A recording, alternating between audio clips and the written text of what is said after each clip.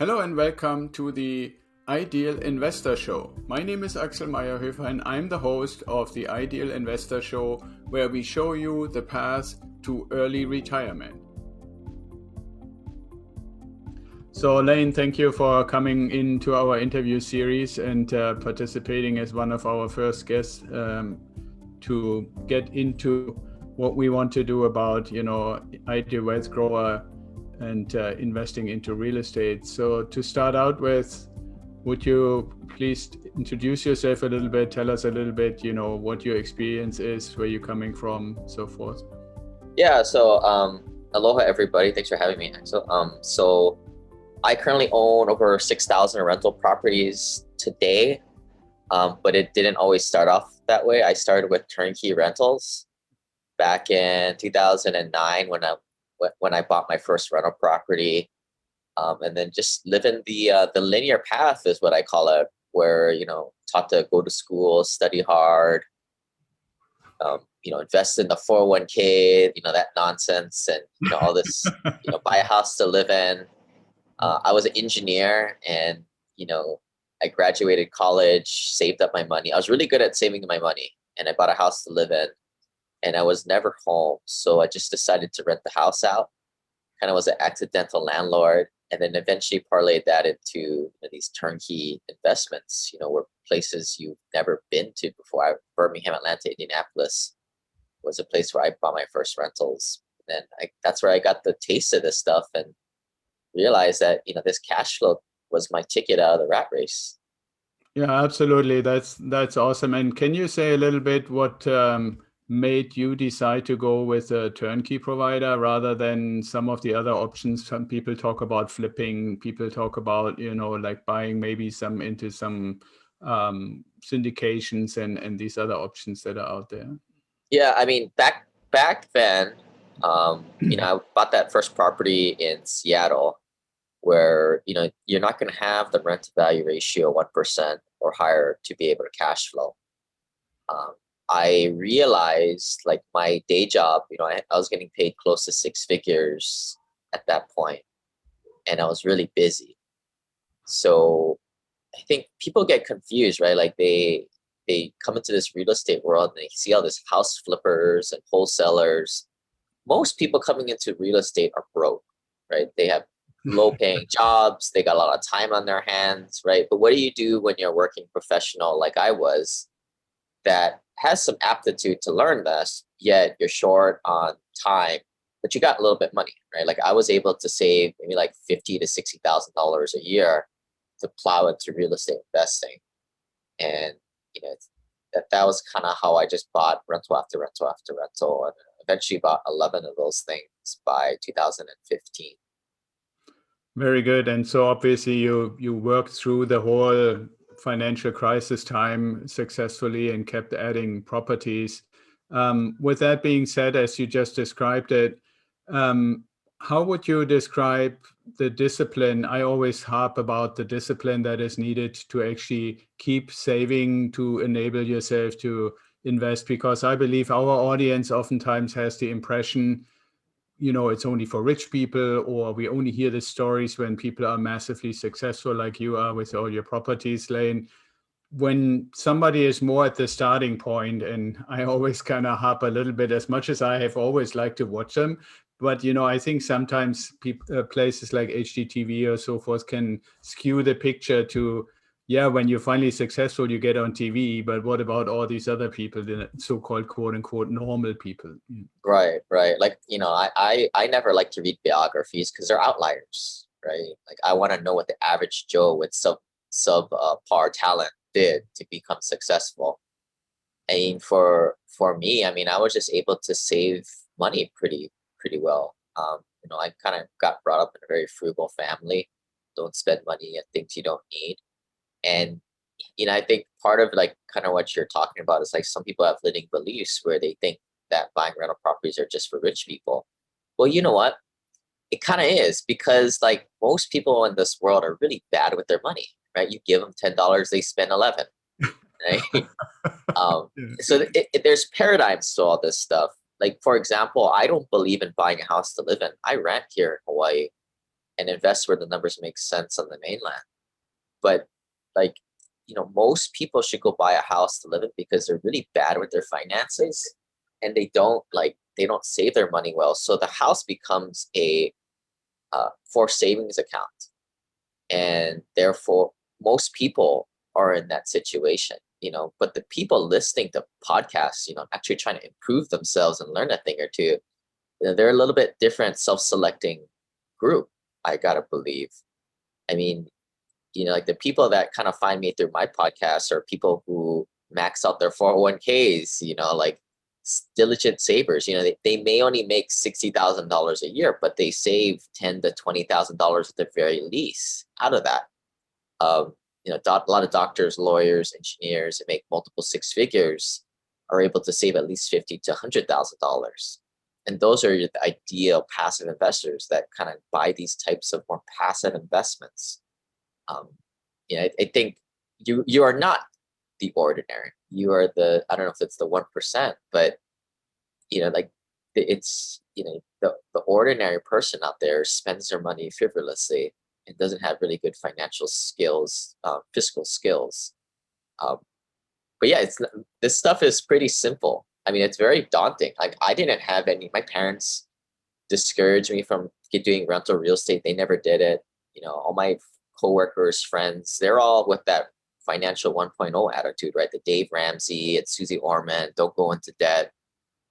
It took me a while to find my tribe of people who buy properties, say unseen, more passive investors, high net worth investors that think very differently.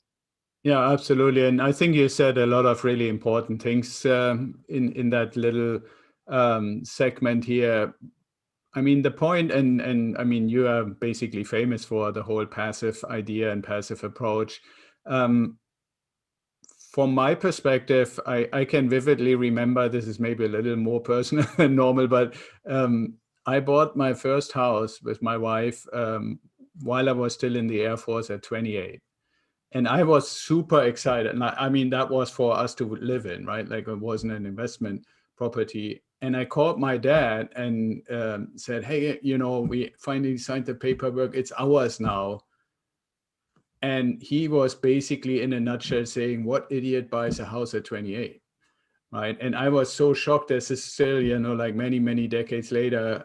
And, it's still kind of with me on the one hand, but on the other hand, it motivated me to become an educator in a sense. Because when you mention, people make $10 and they spend $11. I really feel that one of the things is when you go, at least in the US community that we are exposed to, and you ask people, would you like to be free? Would you like to enjoy freedom? Would you like to have the freedom to do with your time what you want? I have not met anybody who said, oh, no, I want to go to work. I want to work 80 hours. I never want to take it. People fundamentally, when you ask them that, are very quick to say, yeah, I would like to increase my freedom, my ability to make my own decisions and stuff like that.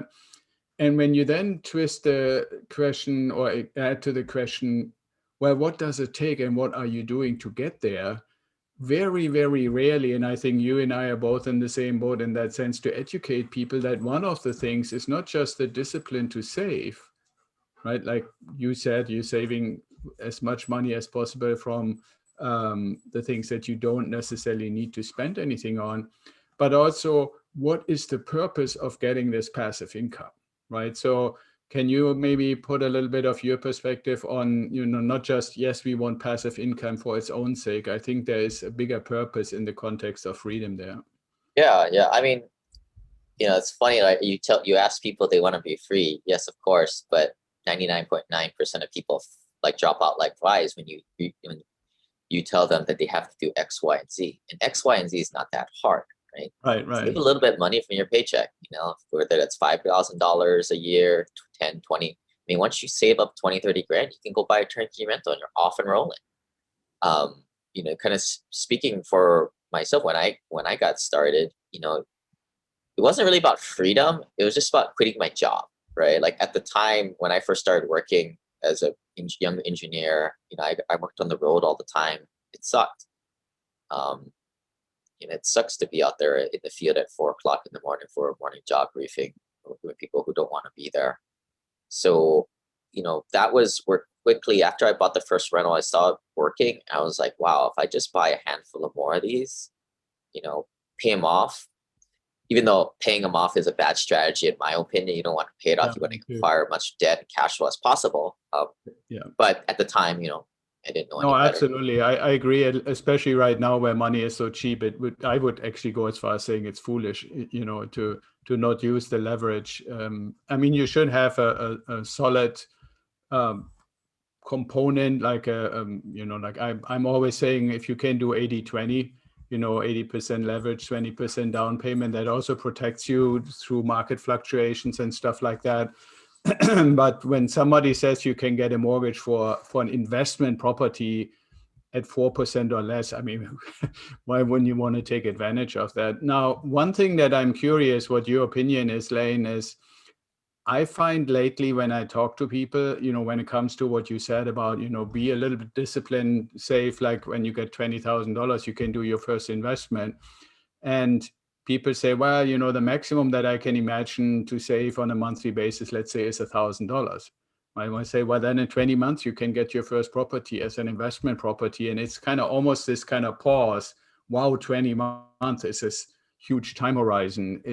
What's your opinion about people, and anything that takes more than a few weeks or a few months to do, and the reactions? What's your view and what have you experienced about that?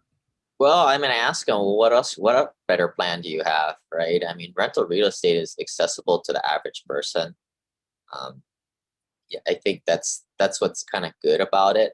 Um, and it's something that, like, it's not going to be overnight. Like, I bought my first rental in '09. I didn't buy my second one until 2011, which was a good thing because I was kind of learning really rapidly in that time. Learn more about buying, more B, C class properties than the A class properties, and then eventually after that, start to go remotely out of Seattle, outside my backyard.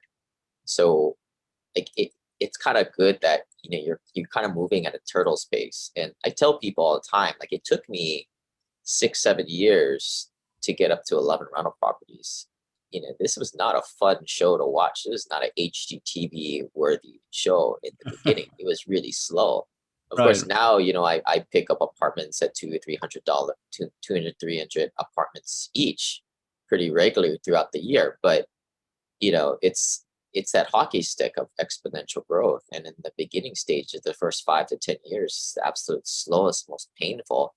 But I think you have to have that stoic attitude that the process, work the process, it's going to work. I mean, just if you're somebody who can save $30,000 a year, cool, you're buying one rental property a year, right? You do that for a handful of years, then the cash flow, a few $100 a month, and that $3,000 a year on several of those will add up. So now, instead of $30,000 a year, you're netting $50,000 to $60,000 a year. You're getting better deal flow too in that respect. So then you're kind of often maybe making two rental properties per year, and you can quickly see how this exponentially grows. Yeah, that's perfect. And I keep telling people that too, right? Whether it's 3 or 4 or 5 thousand dollars that you get out of the cash flow, but the hardest year, if you were in the starting position as any regular person who is disciplined or willing to be disciplined enough to save, that's the hardest year, right? As soon as you get your first property, now you have that passive income that you typically don't immediately need, that adds to your savings. And from then on, as you just said, as you get more properties, the passive income actually accelerates your savings rate. And if you discipline to save at least a little bit and add the passive income to it, then you should have a really good trajectory to get to your goal of buying whatever, 1, 2, 3 properties a year. So what do you think is holding people back? Why wouldn't Well, people do I don't know. I mean, like, like what I tell you're a lot nicer than I am, Axel. Like, I it? kind of tell people how it is. I'm like, all right, well, it's just freaking math, guys. You buy a property this year, you buy a property next year, and at this point, you're financially free when you hit about 10, 20 properties. Assuming you're still pretty frugal at that point. You haven't bought a Lamborghini yet, which it's totally fine if you want to do that, if you have passive income to pay for that type of stuff. But I mean, I'm like, this is where I quickly realized in the beginning, like, with this rental real estate stuff, you make way heck of a lot more returns safer and reliably than any stuff in the stock market. I mean, the system is engineered to have you go through that retirement 401k nonsense to invest in garbage assets where everybody takes the fees and carried interest away from you. If you just did this on your own, which is getting off the beaten path, right? Right. And there are things about getting off of any beaten path that you have to be careful about and mitigate the risks and put effort into, right? But if you're willing to, mitigate the risk and put in the effort, then this is what the lifestyle that affords per the math. Yeah, And absolutely. all I say is like, look, if you're cool with the status quo, keep rocking out what you're doing, right? But stop complaining that you want freedom, right? Yeah, So here exactly. we go, right? Like I tell those people like, you have a choice. Life is made with binary choices. And if one of this big one is to get started and buy one now, sure, there's a lot of risks that especially because if you don't know what you're doing, so get a mentor, get people that other people have done this, work with the referrals that they've worked with. I mean, it's like, all right, well, cool. You want, you need to do this to do that. It's simple as that, right? If you're cool just working at your job for 40, 50 years, then keep doing what you're doing. But I mean, I quit my job a long time ago, and so did a lot of my folks doing this stuff. Yeah, absolutely. I think one thing that makes me maybe a little gentler and not so quite on the on the straight is that I oftentimes experience a lot of lack of courage, if you want to put it in that way, or even fear to do something different than what all the information inundation that we are exposed to through social media and TV and other places, people being elevated. I mean, I think you and I very vividly agree that, the stuff that Dave Ramsey puts out is good for people who made severe mistakes getting themselves into trouble and find a way to get out of it, but it has nothing to do with a good investing strategy. Right. That there's a huge paradigm like differential between what regular people financial advice, Dave Ramsey, Susan Orman, and what we're doing. Yeah. And I'll also add on to that when you're getting started, you're not going to know what you're doing, right? I didn't know what I did, but you kind of just move forward slowly, and then going into a cash flowing investment. I mean, what's more like training wheels than that? Oh, absolutely. And I think it's actually, in a sense, a little bit contradictory or counterintuitive that on the one hand, you and I try to help people through our mentoring offerings and training offerings that they get into something that, if done right, pretty much pays them for their effort and for their learning almost right away. Whereas in almost anything, I mean, they go to a job and they sign up for a 401k and then they're told, well, you can't do anything with it until you're 63, 65, 67 years old, which for certain people can be 40 years into the future.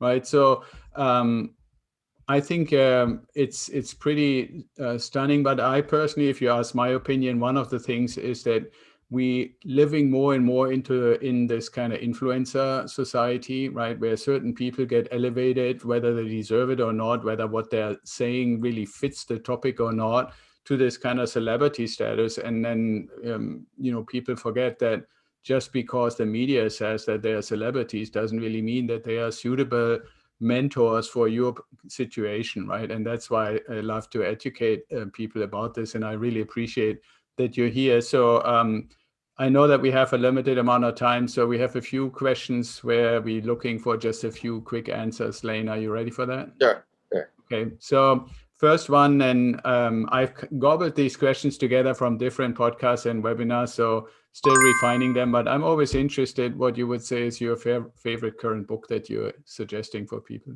I would read Millionaire Real Estate Investor by Gary Keller, but I'm not a book guy. Guys, get out there and do it. The 70-20-10 rule is 10% reading books and podcasts. And I mind you, 10% only. 20% is the getting mentorship, working with other people, what you get from your community. The 70% is just getting out there and doing it. Yeah, absolutely. One thing maybe that I'm sure you're familiar with, I'm not a huge suggester for books either, but there's one in the context of turnkey investing that I think Chris Crozier did a really good job in Turnkey Revolution. So that would be something if people really want to understand the concept. So when it comes to people that you look up to and admire, who would you name? Um, I like you said, I don't really up to any gurus because you kind of look behind the curtain. A lot of these gurus, they haven't done jack. You actually get into the industry. I look at like the quiet accredited passive investors that are between $5 to $10 million net worth plus that y'all will never meet, but there are a lot of them out there, and you have to find them, and you kind of uncover what they did and what are the best practices for tax, legal, what their investment strategy was, and that's really the goal, right? These are kind of the nameless, multi-millionaire, eight-figure people out there. Yeah. Okay. Cool. The next question would be: if you had a time machine, where would you go, and what time would that be? I'd go back to 2012 when I got an idea to pay off my debt. I had some extra money, like 20, 30 grand lying around. So I went to the bank and I paid down my mortgage. What an idiot I was back then. You don't do that. Sophisticated investors pay attention to their net worth growth and cash flow. Unsophisticated investors pay attention to the debt amount and their interest rate.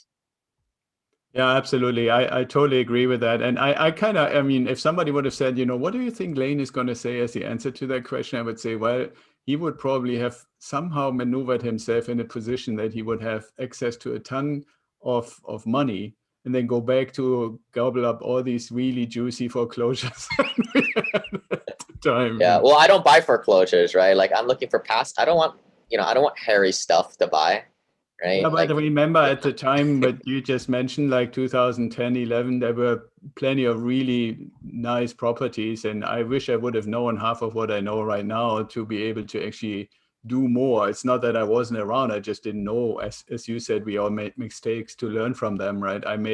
Maybe didn't pay off a mortgage, but I definitely wasn't educated enough to really realize what this was, what kind of a rare opportunity it provided, even to the point to say, you could have done deals where somebody owned a place, you step in and turn them into renters, right, and have instantly solved the problem for them and yourself and have a great opportunity to get a property real cheap.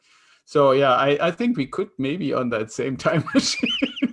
yeah. It was possible. So one last question I wanted to ask you, honoring the time limit that we gave ourselves, and that is a little bit different, even though I think it's related. And this is from a friend of mine, Mark Friedrich, a German guy, who asked his guest at the end of the interview, for you, Lane, what would you say is the meaning of life? I don't know yet, right? Like, but I do know that getting financially free is like 1.0, right? Once you get up to that point, then you get to figure out what the hell that is. Up until that point, you're just working for the man, trading time for dollars. Today I kind of sometimes I might have to actually go into town and I see people getting off the bus, going from work, taking a smoke break. They're all just kind of trading time for dollars, and your life doesn't really start until you don't have to do that nonsense anymore.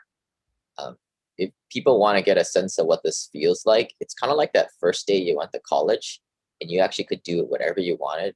You could go drink beers in the afternoon if you really wanted to, not go to class.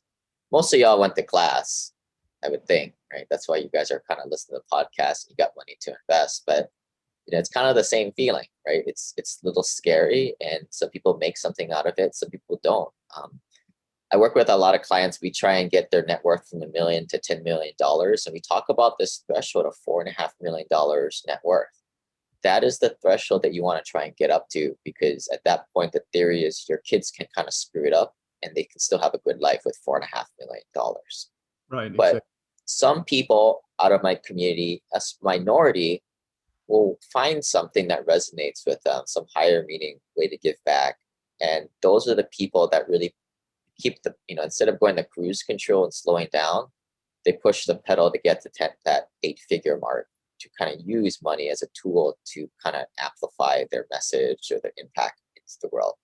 Now that's, to me, is the meaning to life, or just the journey getting there, right? Whether it's your first rental property.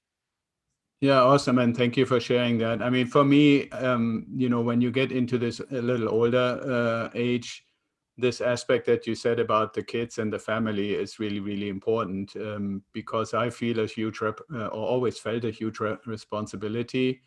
And having finally gotten to this freedom and that independence, now my motivation is much more, how can I make that into, the threshold or even beyond that threshold, so that it's not just my daughter, but maybe her kids and their kids and so forth, right? So that's really great. So thank you again, Lane, for coming on. So how can people, if they don't already see like Simple Passive and then cashflow.com and so forth, any direct way that you would like to state, or how people can get in touch with you? Yeah, I mean, if they're buying a rental property or turnkey rentals, I would podcast a lot of that back in 2016. So a lot of the first podcasts that I did were kind of surrounded about, how do you buy them? How do you work with your property manager? A lot of that strategy. Right. I've kind of, become more of a credit investor these days. So, a lot of the discussions are more around tax and entity structuring and like infinite banking, those types of, strategies. But, for you guys, got to get started. Um, and oh, one thing you mentioned, Axel, like that I wanted to, you're saying, well, a lot of people, they just kind of, they just can't push through, right? Get started. Part of it is, I think a lot of people just, they just can't get started with anything, right? And that's their own loss, right? But I think if there's a different piece of advice I can offer out there, just an observation that I saw from some clients this past week, maybe a quarter of the time, a minority of part of the time, it's just quite frankly, your spouse is not on board. Or like I know when I'm talking to a dude and I know that his wife or dude, however people want to do it these days, right? Like their spouse doesn't want to get on board with putting 20, 30 grand unknown in the unknown. I mean, it's about education. It's about leadership, right?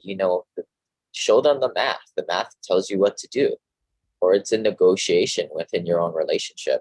Some people just have no negotiating power in their relationship. And I'm sorry if that's your case, but you need to understand this stuff and have conviction that this is the best thing for your family.